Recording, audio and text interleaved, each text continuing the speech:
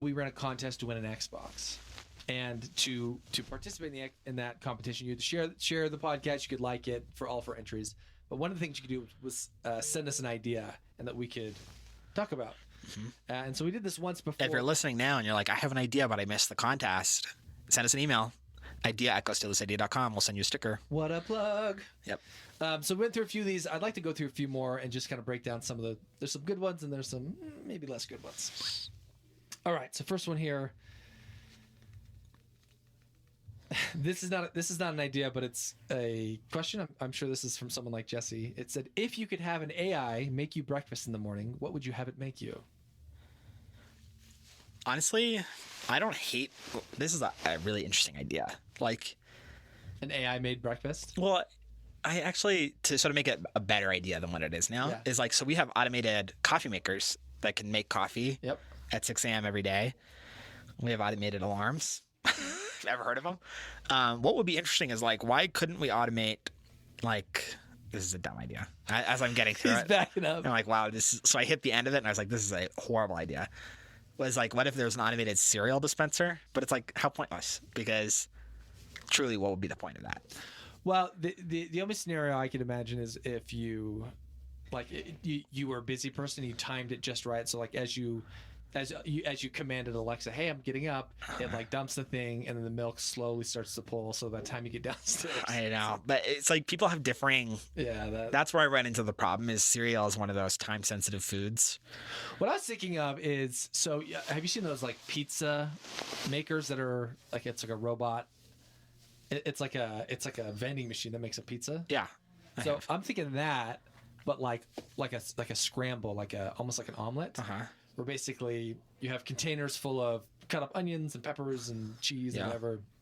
And basically, like, eggs you have a vat of eggs that are mixed up. It just pours into a hot thing. It skillets it off. It puts in pre-cut portions of things, swirls it all around, puts it back on the thing, and then like dumps it out in like a little scramble. So maybe not super realistic for the home use. Oh, What would be way fun though is if this was part of like in an office. Yeah, an office or like a hotel continental breakfast. Exactly. Yeah. Like people would be like, I want to stay at the hotel with the robot omelet maker. Like that would actually be kind of fun. And that like this kind of thing could totally exist. Like I think of like there are like cocktail makers that are robots now, and there's like robot tons of stuff. I think this could be a relatively fun like buffet tourist attraction would be like the automated omelet maker. Yeah. You would run into like keeping produce fresh. No, I don't think you would though, because I mean, essentially, like at an office or at a buffet, somebody would pre-chop all the stuff and then basically pour it into a hopper, and then all the robot does is it has a touch screen where you're saying like ham, green peppers, whatever, and then it's just going in.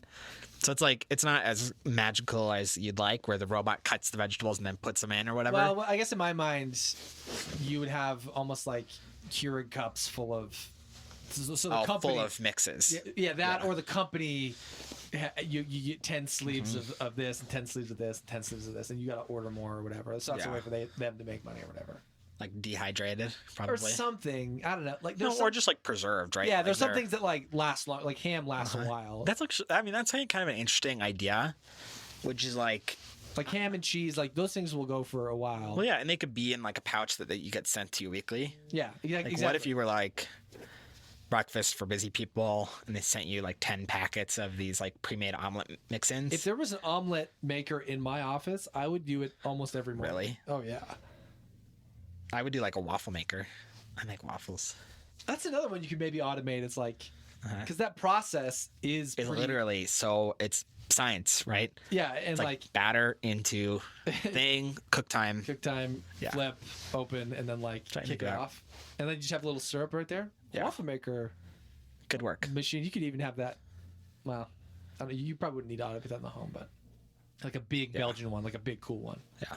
Let's move on. Let's try to kick through these. Quick pace through these, because otherwise people are going to be like, why do you guys drag on for 25 minutes on waffles, on omelets? So this is I'll have more to say on this one. This is a power-assisted stroller or cart for hauling kids around. It activates when you push on it, and it stops when you pull back. So you tell me, good idea, bad idea? So if this existed. Yeah. So What's hard is that it seems like if this existed, it would be like, hey, buy this stroller for $400. It's got it's the equivalent of like a lawnmower where you like, push down a button and it like goes forward or whatever. Yeah. Which that would appeal to some people, but like not someone like me who's like kind of a cheapo. Yeah. I would love some sort of like add-on thing that I could like add on to my stroller that somehow like just powers it with it's just like a little battery motor that you could just like hook on. It adds a couple extra wheels. Yeah. And then like there's a little button. I'd be super into that. Yeah. And like a small, you run into a little bit of like a runaway stroller situation. No, I think to me, like, because it's power assisted, the same way that you don't have runaway lawnmower situations. Yeah. It's like you hold down and it goes forward and it's helping you. Yeah. Yeah. But I don't know. Is it tiring to push a stroller? It can be tiring. It's also like kind of awkward. Yeah. Like, especially if your stroller's not the right height, you're just kind of out of luck. Yeah. Like, you're just like, sorry, your back's going to hurt for the entirety of this walk. Yeah. It kind of sucks. So maybe a better solution is like an adjustable stroller so that different people could be more comfortable pushing a stroller. One thing I think, because it's a simple machine, like it's simple. wheels, right? So it's like it shouldn't be super taxing on the body. So how can we solve that without necessarily adding a new electric component? Yeah, one thing I think you could add is something that basically connects to both the arms and then has some sort of thing that pushes up against your chest. That basically you could push it as you walk forward and then use your hand still. Because that's the scenario I find myself wanting to be in, is like, I got to grab something, I want to look at my phone. Yeah, I can't. But I can't because I'm steering this. And I'm arched over. But if I can just walk straight and push it with my body. That seems like something to actually be investigated. Yeah, I think that'd be... Because I can totally see where you're at now. It's like I'm at the grocery store. I want to be able to push and like look at my phone, right? Exactly. And just like push this forward with my body. And you'd have to do a little bit of like, have it curved to like it couldn't just be like a straight on because it might push away. But if it like had... Yeah, I think it could be engineered. Engineered to like somehow concave to your body so that it wouldn't just like, go off. Yeah.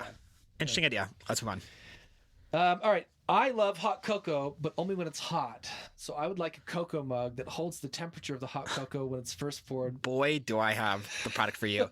Coffee Cookie, which I mentioned a couple podcasts ago. I purchased a couple podcasts ago, and we joked about how it was a horrible idea. But then I said that my boyfriend actually takes it to work and uses it every day and loves it. This is the solution for you. Coffee Cookie. That is from Nan Slaughter. So, Nan, if you're listening... Get a Coffee Cookie. They're cheap. They're $15. So this one's an interesting one.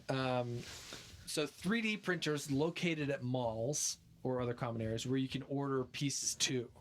Mm-hmm. So this person says, for example, I can order fishing lures that I make on my own and pay someone to basically, like, almost like a FedEx or whatever. Totally. I think, so these do exist. There are like 3D printing places here in Salt Lake. There's one at the University of Utah that basically you can pay and print your model.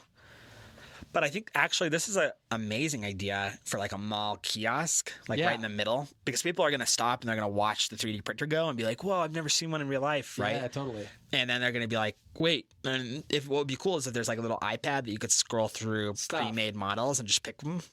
People would definitely do that. Especially things like I've seen 3D printed like grips for a Nintendo Switch or 3D printed things that like hook onto your phone, so you can play like a controller to play to play video games on your phone. Totally. Or like my brother's brother-in-law, he makes like propeller tips for drones. Stuff where it's like, there's probably a handful of like common things. Yeah. Well, and I think some of those things are not the kind of thing you get printed at the mall kiosk. Or maybe you would, but you'd come saying, oh, I'm going to go get this printed at the mall. Mm-hmm. But then I think what your crowd appeal is like, a goofy little model of your name or something like that, right?